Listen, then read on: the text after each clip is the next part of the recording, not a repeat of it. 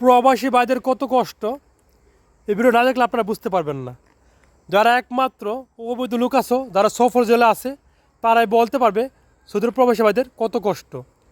Video দেখো, একটা রুমের মাঝে কমপক্ষে না হইলো 40 থেকে মানে 200-300 লোক তো থাকো একটা রুমের মাঝে, কমে 40-50 জন কমে, মানে নর্মালভাবে আর কি।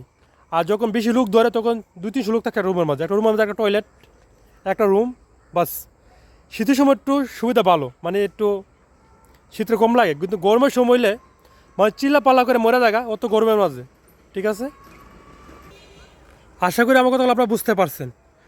যারা সৌরভ প্রবাসী বাইরে আছেন একটু সতর্ক থাকবেন, সাবধান থাকবেন, যাতে আপনাদের উপর কোনো যা ঝামেলা না হয়। আর যে যে কাজ করতেছেন একটু দেখে শুনে করবেন, টাইম মেনটেন করে করবেন।